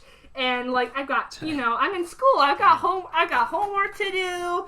But then like the gamer part of my brain's like, but you gotta get this shiny whatever, get the special move. I'm like, I wanna, but I have stuff to do. And it's something that a lot of people in the community called FOMO, which means fear of missing out. And it's basically like this kind of feeling that the game's kind of holding you hostage, and like they're dangling all these nice shinies and exclusive moves over your head, and you feel like you have to play because you're like, man, I want that shiny. Like it could be like some Pokemon you don't even care about, but just because it's shiny, and like shinies in this game it's weird. They're like both rarer and less rare than main game shinies. Like, it depends on what shiny it is. Like, community day shinies, they're not really valued that much because you can get so many of them. But, like, these event shinies, like shiny Cypher, shiny Baneri, shiny baby Pokemon, they're valued so high. Shiny legendaries, they're all valued so high. So you get this FOMO, and you feel really bad by not playing because then you get to miss out on this potentially, like, super rare shiny. So instead, you dedicate all your time to playing the game, and you miss out, like, you don't do your homework, or you cancel stuff with friends to play the game, and then in the end, you don't get anything. Then you feel like you wasted all your time on that. All your time, possibly money, depending if you bought any, like, boxes or anything. I know I did for the Easter event. I bought a bunch of incubators. Granted, I didn't really feel like I lost my money, because I did end up getting a shiny Smoochum. And, this is for the eggs. It had nothing to do with the shiny. I just wanted to hatch a bunch of eggs. But I know a lot of people, they buy, like, raid passes or balls or whatever. And then they don't end up getting anything, and they feel like they wasted their time. And I think that's the one main problem that these Pokemon Go events have. They keep dangling shinies and rare Pokemon over our heads. They do it way too often. And a lot of times, sometimes the events don't really have anything good other than the shiny star. You mentioned the bug event earlier. That event, let's be real, it kind of sucked. Like, it sucked big time. increase of bug Pokemon, but they were all kind of like wimpy bug Pokemon, like Caterpie, Weedle. I got a shiny Caterpie. You did get shiny. There were shinies available. You could get shiny Caterpie, shiny Pineco. I feel like there was a third one. Cypher? Well, yeah, Cypher. I feel like there's another one besides that, but I don't remember. Cypher was the poster boy for that event, except the spawn rates for Cypher all across the world were atrocious. Like the rate of people, like so many people didn't get a shiny, and I know people like me, like especially, like we worked our asses off doing these quests and walking miles just to find a Cypher, and like checking like hundreds upon hundreds of them, not getting a single shiny. And most of the Pokemon available from the event couldn't even be shiny. Like you have Caterpie and Pineco, but like that's like 2 out of like the 6 available Pokemon. So yeah, basically like the main thing that they were, putting on a shiny trophy for, like, ooh, you can get shiny Cypher, like the actual like possibility of getting that was so low, and everything else was just kind of crap. I mean, like, again, you could get shiny Caterpie and Pineco, but you could get those anytime because they show up all the time. And they didn't increase the odds for them or anything, so it's still full odds. Basically, my point is that they do a lot of these events, and they don't give people either don't give people time to prepare for them, or they make the event itself like so high cost, low reward that like a lot of people feel like they waste their time. And like really, the only event that doesn't have this problem is Community Day, and that's why it's a lot of people like really love it. Oh, yeah, I didn't mean to go on a rant, but I think that's... I was going to say, that was a Toadette rant right there. Whoa. Sorry, I just have a lot of feelings about that. I think it's probably... I know, girl, it's totally fine. I think it's the game's biggest problem right now, at least for someone like me who doesn't... I don't really play the competitive stuff too much. No, the PvP, I don't do that either. You gave us a lot of discussion things to talk about, but so let's. But first thing I wanted to talk about really quickly is I want us to talk about what community days we participated in. So SC, what community days have you participated in? Well, okay, so I have the list, and the first one's Pikachu and Dratini, and I did catch a few, but I never went out. Like I went around like the neighborhood block, but I never went to like the park or did anything like that. It wasn't until March of 2018 where I did the Bulbasaur one, and I have 3 shinies from that. Then I did the Mareep one as well. I have a ton of Mareep candy from that, which pisses me off when the 10Ks give me Mareep. I can't, like, I have enough Mareep. of everything Mareep, especially from Community Day. And then I also participated in the Charmander one. That's why I have my black Charizard. Thing's awesome. I love that thing. It's so cool. And then by June is when I started my weekend job, which coincides with Community Day. So it's been weird. They've changed the timing, the hours for Community Day every so often. So sometimes I can't make it. Sometimes I can make it for an hour, and sometimes I can make the full thing. Yeah, so it's very hit and miss with everything after June. I think I've participated in every single one in some capacity. Okay. I think at least go outside and try to get a few. I didn't get shinies for every single one. Definitely not the ones where I didn't go to the park. Though there was one time where I did go to the park and I didn't get anything. I was there for 30, 40 minutes. It was a recent one. The Swinub. I didn't get any shiny Swinub. Oh, man. Swinub. I got sure. Yeah. The ones I participated in were, I started with Beldum Day. That's the first one I did, and I was with Toadette at the time, and she that was such a great one to start with too. That's probably had to be one of the best community days so far. I got so many shiny Beldums from that one. So many. I did every single one. Cyndaquil from that one on. Cyndaquil. I did what's it called? What was December's? December was the recap. Oh, okay. I did January. I did all of them. I did Totodile. I did every single one except Swinub. Swinub, I didn't go out for that one. I got a shiny Swinub in my house. That was so cool. That was lucky as anything. I'm like, whoa. So that was pretty awesome. But yeah, I've done every single one, and I'm gonna do the one in May too. Torchic. I already got so many. I already have so many torture candy, so it's not really about. I'll still catch everything because the Stardust. I need the Stardust. Oh yes. But it's just about getting the shinies for that. And then when Toadette mentioned something about the how the community is, and I just wanted to give one little story because this is why I laughed when she said that. It's so funny. Like this happened like about like a couple months ago, and I was like floored that this happened. I went to a raid with some of the people from the community, right? My local community. I went up there. I'm like, "Hello, everyone." Everyone looked at me and then looked back at their phone. I'm like, "Oh, damn, okay." I was so stunned that happened. I'm like, no one says hi. And one girl said hi. Like, "Oh, hi." I'm like, "Oh, hi." Like no one said hi. There was like 12 or 13 people there, and everyone looked at me and just looked back at their phone. I'm like, "Oh, okay, damn." Oh my god. When that happened, I'm like, "Really, guys? You know, did your parents teach you manners, girl? Like, really? No one said hello?" Like, I said hi, and that when that happened, I'm like, "Wow, okay, work."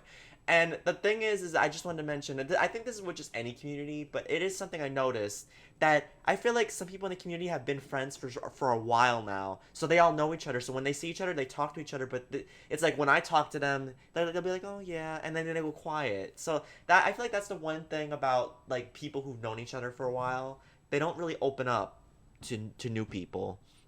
And that's kind of unfortunate because it's like I would love to talk about Pokemon Go with them, but at times it's like they just know each other. They know all about IVs and this and that, and it's like when I talk to them, they just go quiet. It's like that kind of sucks.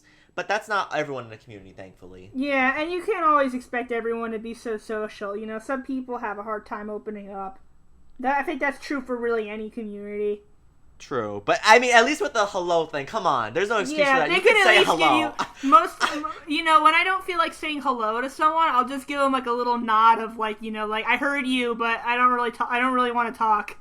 At least put your hand up, like hey. Yeah, like a little halfway, like at least acknowledge them.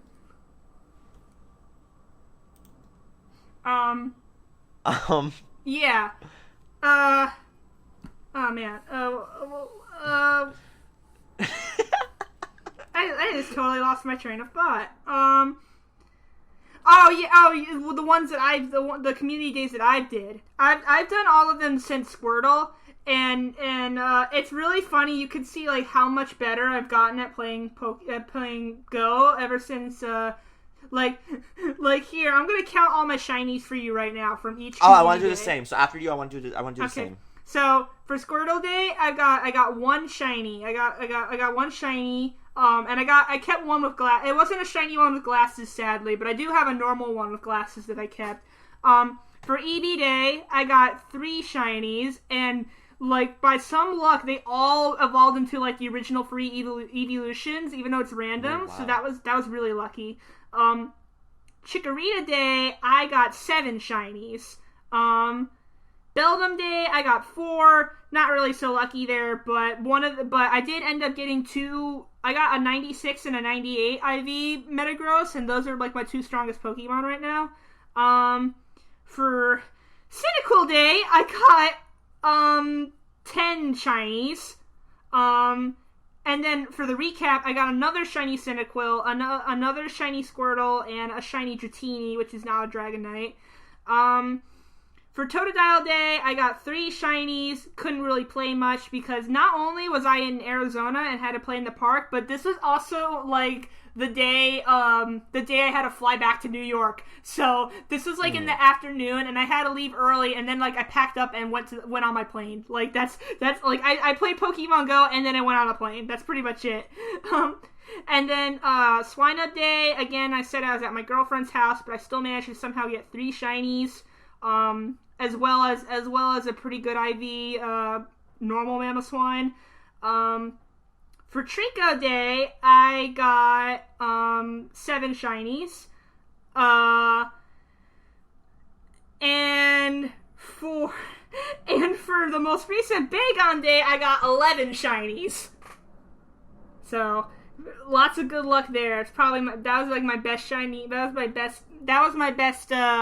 Not only did I get 11 shiny Bagon, I also now have like a team of like 5 almost fully invested Salamence. One of them is shiny, but I have like 4 normal ones that are all really strong. So yeah, sometimes Staryu and I we almost never have the same amount of luck. At least not on community day. We get on research days we get about equal luck, but on community days, either I get a ton of shinies or he gets a ton of shinies. It's never both of us.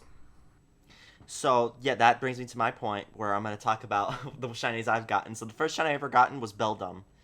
And I got 7 shiny Beldums that day. I evolved 1 into a Metagross. Yeah, I got 4 for that. So there's your tally to remember. I got 4, he got 7. For Cyndaquil Day, I got 3 shiny Cyndaquils. I got 10. By the way, just randomly, I got a shiny Houndour. And I named it Houndour, and I named it Blue's Clues. I love it. I named it Blue's Clues. Whose Clues is Blue's Clues? Okay. And also for the recap, I got a shiny Chikorita, just 1, because I was out for a little bit. I also got a shiny Delibird. I named it Mrs. Claus. The Delibird I got first encounter. That was my very first Delibird I clicked.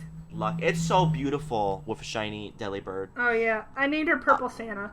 I named it Mrs. Claus because mine's is a girl. For Totodile Day, I got 7 Totodiles. I got 3. I also got 2 shiny Melodics. Or no, I got 2 shiny Feebas, and one was when I was with Toadette. She hatched one, and I hatched one. I was like, whoa! Yeah, this was on Trico Day. So he got 2, and I got 1 from the actual research day. And then later during Trico Day, we both hatched a shiny Feebas. So I have 2 now, and he has 3. Yeah. I got a shiny Bayonet. That was just a random encounter in my house. I got a shiny Wilmer, also a encounter in my house. The shinies like being in my house. I got a shiny Snubbull. That was when I was out walking. Got a shiny Drifloon. For the swine. Oh damn! Now you're just flexing all your shinies. I was just because I got some, girl. I want to flex them out. Okay. Well, I want to tell when the you're world. Done, I want to flex mine out too. Okay, girl. We're gonna give Essie some time too. Essie's been so silent during this, just listening. I got a shiny Mamoswine. I got a shiny Gorbis. And a shiny Huntail. I got 2 shiny Gorbuses, but I traded one with Toadette. Yeah, I got 2 shiny. I got 2 Huntail, and he got 2 Gorbis, so we just traded one to each other. And I got just 1 shiny Clamperl, just by itself.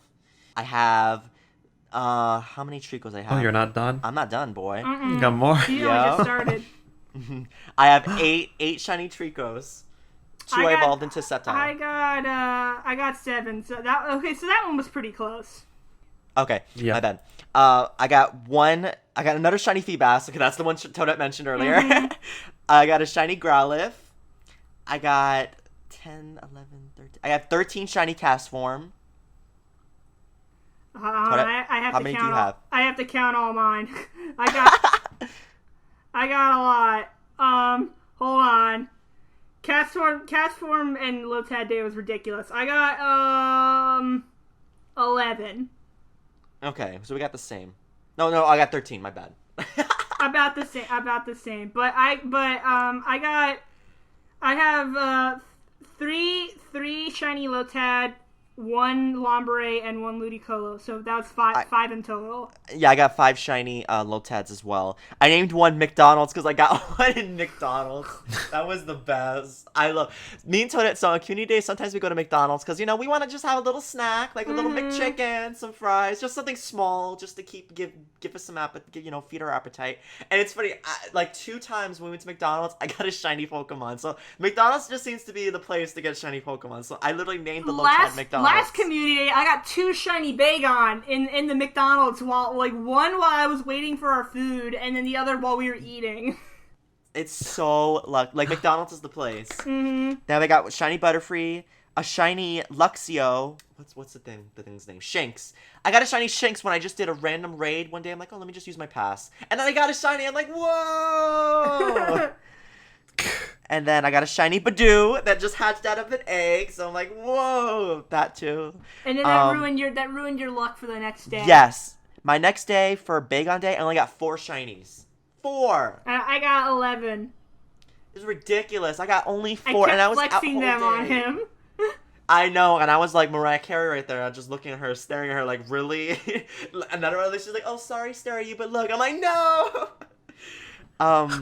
I got a shiny Shuckle, and the last one is a shiny Latios. The last day of Latios week, I got a shiny Latios. That's so cool. funny that you got a shiny Latios on the last day of Latios week, and I got a shiny Latios on the last day of Latios week. I know.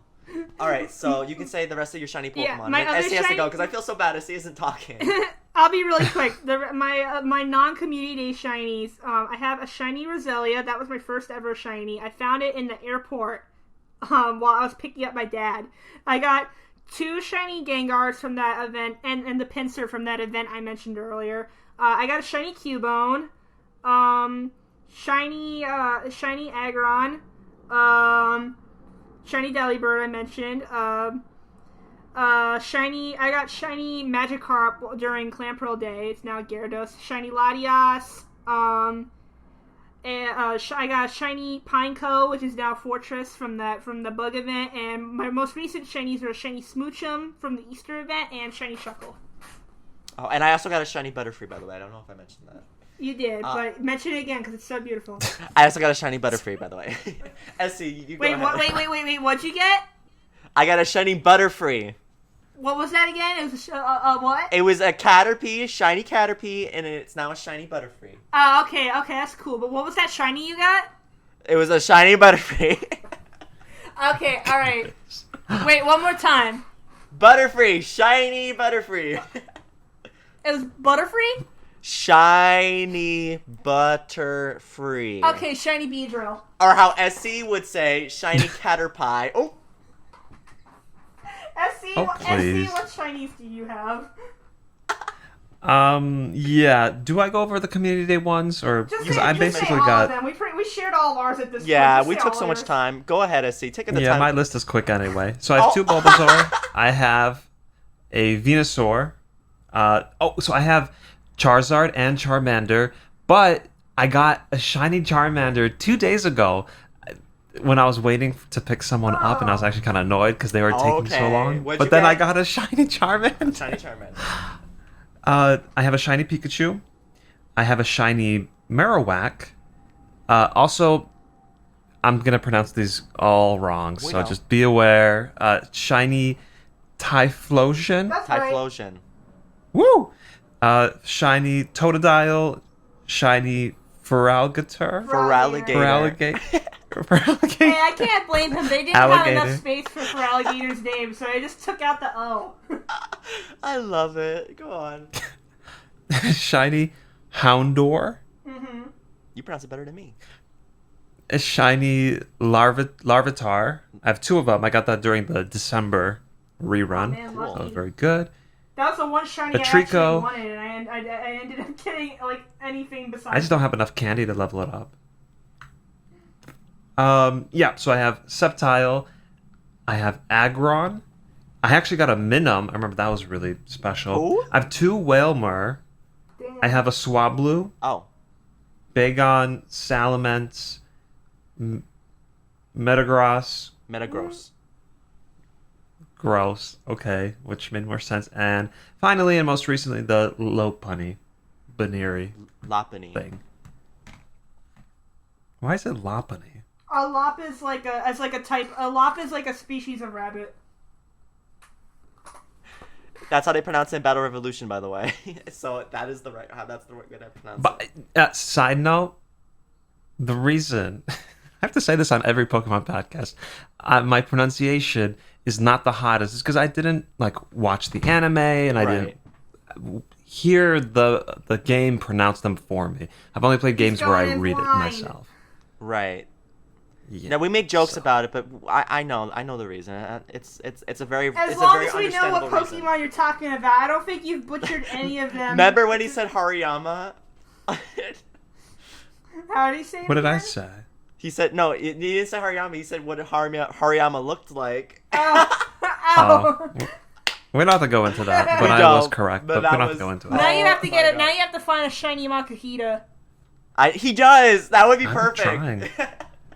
Oh, my Oh, God. I have a quick question. I know we gotta wrap it up, but what is the one Pokemon that you are actively trying to find and get. Because I know Shiny mine. Staryu. I want to.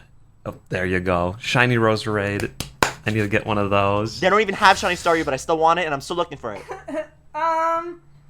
I don't really have one that I'm looking for right now because my Pokédex is almost complete. Like I have at this point, like not counting regional Pokemon because I don't really have a way to get those right now. The only regional Pokemon I have is Torkoal because my friend traded me it.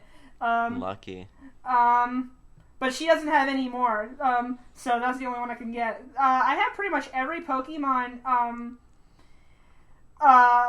Except for I need Sinnoh Stones. I need Sinnoh Stones because I'm missing a lot of Sinnoh Pokemon. I have more than enough candy to evolve them, but I don't have the damn stones. But I'm gonna get into another rant about Sinnoh Stones, and we're running out of time. But basically, I'm just mad that Sinnoh Stones are really hard to come across by, and so many people are like, "Oh, I've got so many of them. I just throw them out." It's like, bitch, give them to me. You're flexing over here with like 60 Sinnoh Stones. I got 0. I still need Lickilicky, Togekiss, Yanmega, Porygon Z, Gallade. I'm missing so many, all because I don't have the stupid goddamn stones. And I'm also missing Lumineon, but I just need more candy. I finally have a Finneon. But basically, the two Pokemon I want besides regionals. I want to find a shiny Swablu and a shiny Wailmer because I have more than enough candy to evolve them, but I'm too scared to evolve them because they're both 400 candy, and I'm afraid as soon as I evolve them, I'm going to find a shiny. Okay, so why don't we mention this right now, just so we have it on record. What Pokemon are we missing? Like, for Gen 1, which Pokemon are you missing? None. Gen 1, I'm missing Farfetch'd. Well, I'm missing okay. Kangaskhan, Mr. Mime, Zapdos, and Mewtwo. Okay, alright. If we're counting regionals, then I'm missing just Mr. Mime and Farfetch'd. Those are the regionals. Yeah. Esty, what are you missing? I just turned it off, but I'm pretty sure I'm missing Mr. Mime, Mewtwo, and Mew. Right. I still haven't finished the Mew quest. Good lord. Because I just did that last raid that I needed. I finally did 10 raids on last Saturday, so I can continue doing that. And I'm missing the Kangaskhan. Yes. Okay, and I got Farfetch'd because that event. Kangaskhan from that, so I way got back. That regional. Yeah, they gotta do that From the again, egg thing. Lucky. I'm not gonna share any more of this because I'm just gonna repeat the same thing. I literally have like every single Pokemon possible except for Sinnoh Stone evolutions. Lumineon, Porygon 2, because I'm waiting to evolve it into Z. I want to do it in like one shot in case I get a stronger Porygon. And regionals, that's it. And Altaria and Wailord, but I'm gonna technically say that I have them because I have the candy to evolve them. I'm just waiting for shinies because I'm too scared. Yeah. Same. For Generation 2, I'm missing Bellossom, Quagsire, Unknown, Heracross, Corsola, and Hitmontop. Oh, Dan, honey, I'll hit you up with one of my Unknown. I have tons of them.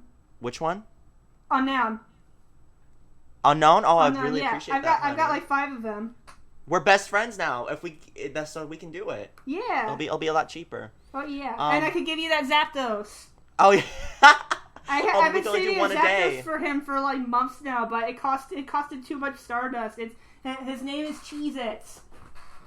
I want some Cheez-Its. Give me Cheez-Its. I can give you Cheez-Its.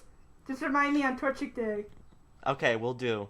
So really quickly, because we got to wrap it up because some people have to head out. Yeah. So ironically, I'm actually heading to an EX raid after this. Exactly.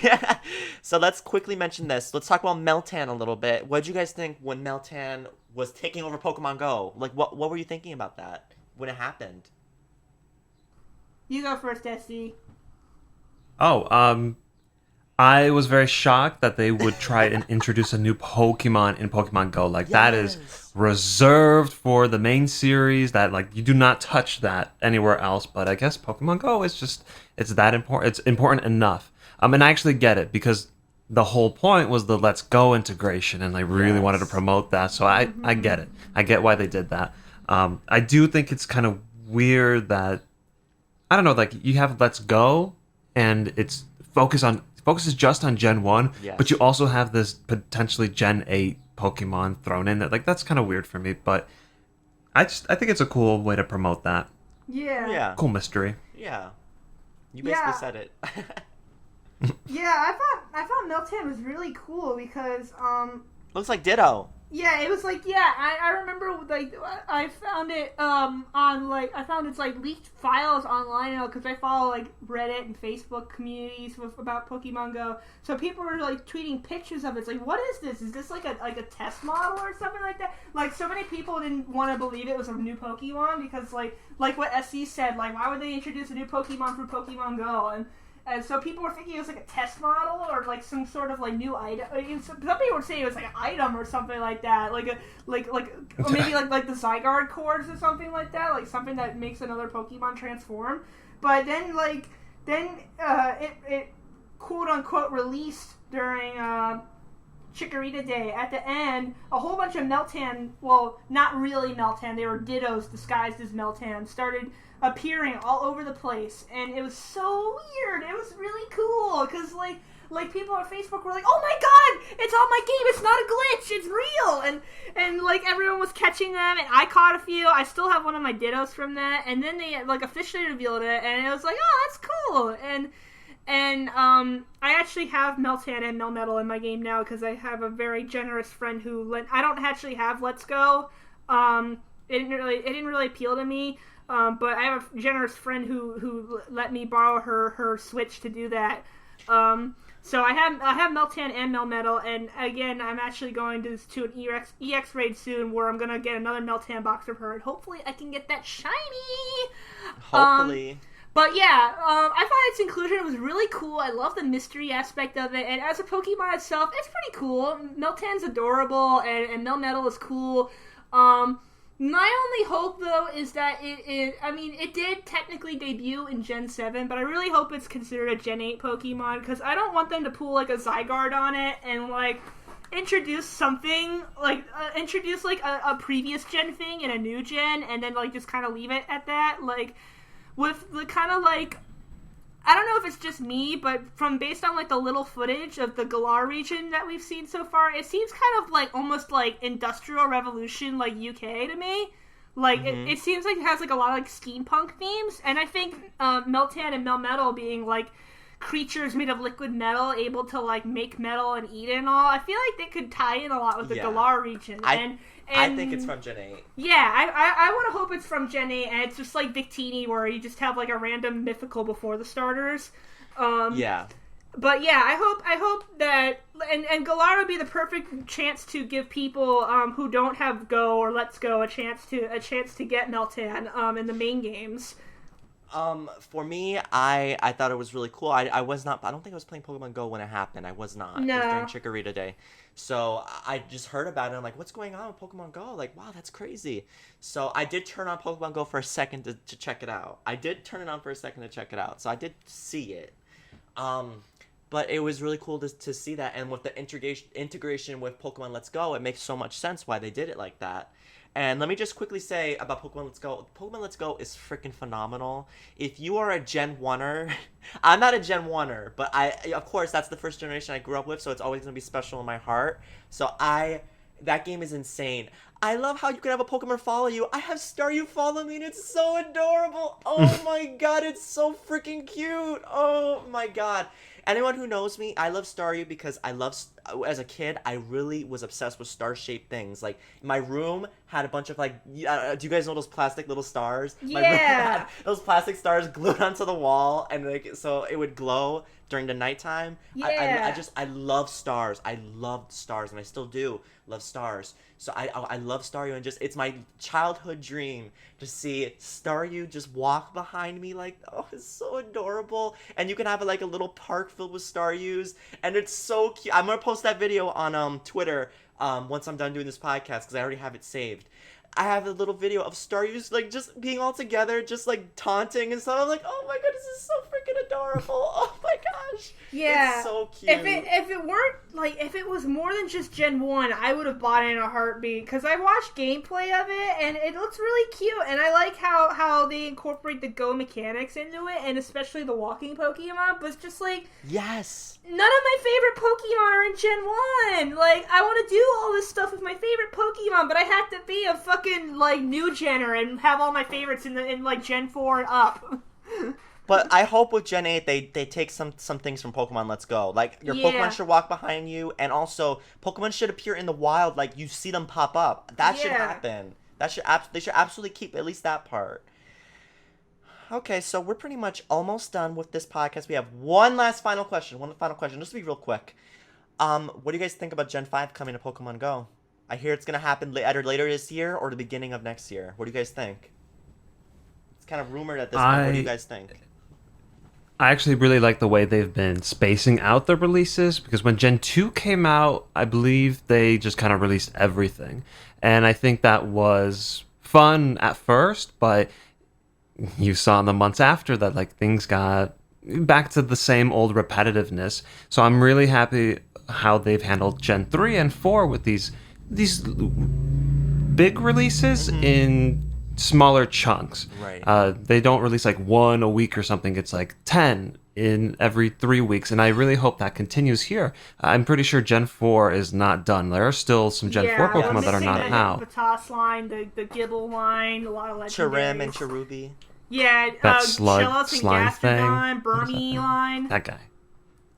Yeah, so I hope that we have a very smooth transition where Gen 4 is done, and then like a month later we get our first Gen 5. And I'd like this continuous stream instead of these big releases and then nothing. Or at least mostly done. Like, it should be like, we should have like maybe missing a few legendaries, that's fine. Yeah. But we should have like the majority of them. Like, come on, Chirim is not even that good. Come on, just freaking release it. Yeah, they still don't have Kecleon. Oh, from Gen 3. Yeah, I want them to. I don't want to interrupt, but my only wish is I don't like the drip feeding. I don't like the drip feeding method. I kind of do wish that they released everything, or at least if they're releasing them in small chunks, they make them appear more often. Like, not crazy common, like with the starters. Like, people got the starters in like less than a week, like fully evolved, because they were everywhere. But like stuff like Cranidos and Shieldon, like I didn't even bother catching those. I can't eat those, like, because I could never find them in the wild. Like, I want future releases to be somewhere in the middle, and I'm kind of anxious to have Gen 5 appear because it's so easy for them to mess it up because there's so many Pokemon. 150. So many, and there's all the legendaries, and they don't even have everything from the old other gens released. We still don't have Kecleon. We don't have Jirachi. Yeah, we don't have Jirachi. It took them. It was only until just now that they released Smeargle from fucking Gen 2. And Smeargle sucks. Yeah, I mean, yeah. So I want them to finish releasing, like, legendaries. Sure, they can take their time with that, but like normal Pokemon, I want them to release all of those first before skipping to a new gen where we have like 156 or whatever more Pokemon like tacked onto there. Exactly. And that's all I had to say. S, do you have anything to say? In general, just Gen 5, I'm somewhat excited, but I just remember thinking, like, Gen 5 has a lot of, like, pretty... The Pokemon aren't the greatest, like, in terms of how they look. Some of them are, like, really, like, what happened? I don't know about you, I want Vanillish. Vanillux or whatever. What's the... Chandelure? I want Chandelure. That's, like, one of the cool ones. Yes. I'm looking forward to getting like Serperior and Crocodile. Vanillux is pretty cool. Get it? The only thing, like, hating on Vanillish and Trubbish is like a meme at this point. The only thing I genuinely dislike about the Vanillish line, or Vanillish is the second one. The whole ice cream line, they missed their golden chance with the shiny. The shiny is so lame. What is the shiny again? It's like just purple or something like that. They could have made it chocolate ice cream or strawberry. They did that with, and people were like, "Oh, that's too on the nose." Well, guess what? One gen later, they did that with Slurpuff. It's chocolate when it's shiny. They should do that with they should give it no they should just give it like a new form. Galar form chocolate. Chocolate. They should do that and they can make it like ice and dark. Yeah, or like ice and ground or something. I don't think we have. Oh no, wait, we do have ice and ground. Ice and rock. Ice and rock, yeah. Oh, ice. Actually, no, not ice rock. Well, ice rock would be a funny Rocky Road pun, but it's a terrible type. Poor Aurorus. I know. Fighting in steel. Oh Poor Aurorus. But yeah, I don't care. Mega evolution, new form, whatever. Make it give us oh, you know what? Mega evolution. It has 3 heads. Neapolitan ice cream. Yeah. There we go. That's what I want. That's great.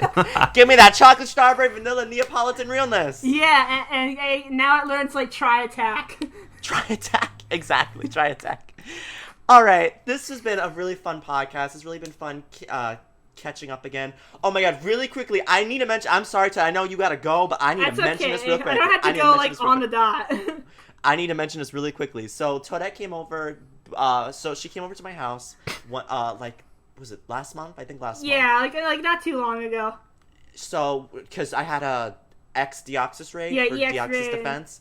So I said, oh, Toadette, why don't you come? No, she suggested this. Oh, why don't I just come over, just hang out a little bit and play a game, and then I'll go. I'm like, oh, that's a perfect idea, so we can spend time and, Yeah, because this is on a Wednesday, and I have only one class on Wednesdays, so, the EX raid wasn't until, 4 or 5 or something like that. So it was 4:45. It takes me like an hour to get to school, and even longer to get to Staryu's house. So I figured, well, what's the point in going home and then taking another hour trip to get there? Because it's only like less than a half hour to get from my school to his house. So it's like I'm just gonna hang out at your house until the raid, and then I'll go home. Yeah. So when I was there, I played Yoshi's Woolly World with him. No, it's Yoshi's Crafted World. Yoshi's whatever world. The newest one. Oh, that's so the new Yoshi game on the Switch. Oh, no one cares about Yoshi Man anyway, so it's okay. Okay. Oh my gosh. Oh my god, that's so funny. Okay, so we were playing Yoshi's Crafted whatever. God knows. Yoshi something. Just Yoshi Switch game, okay? The only one that's on the Switch.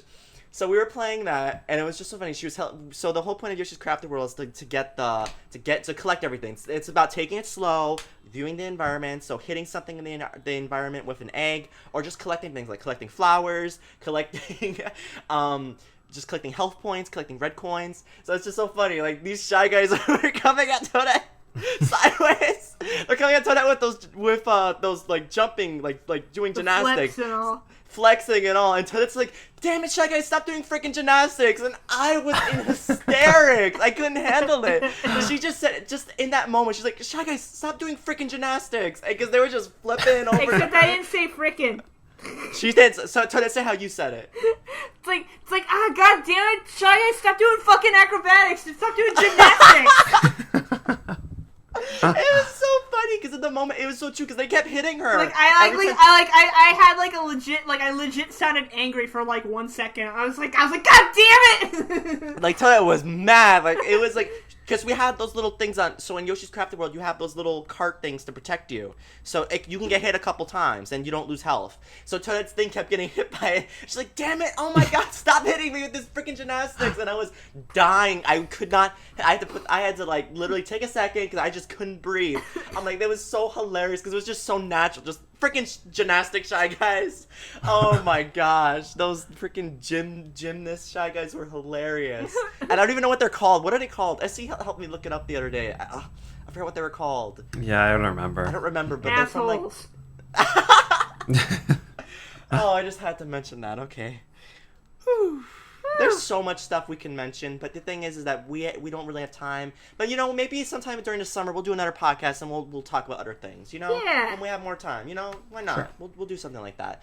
So let's just quickly plug everything. I'll plug my stuff first. You can follow me through the ends of the earth, across the frozen sea. I'm SpiderStaryu on YouTube, Twitter. Oh man, that's pretty much all I'm active on. I have Facebook as well. I also have Instagram. You can follow me on those places too, but I'm most active on Twitter. Twitter, I post a lot on there. So yeah, follow me on Twitter, SpiderStaryu, @SpiderStaryu. And where can we follow you, SC?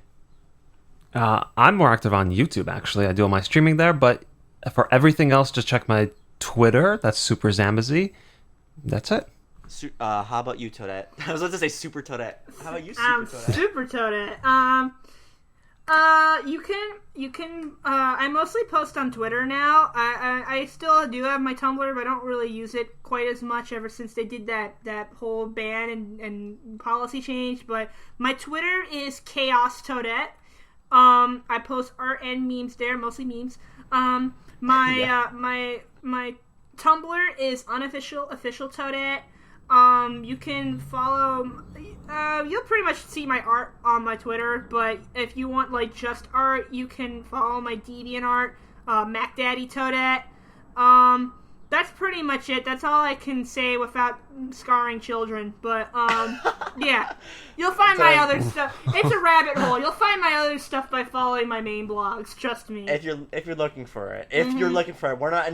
I want to say it, but if you want to look for it, you can look for it.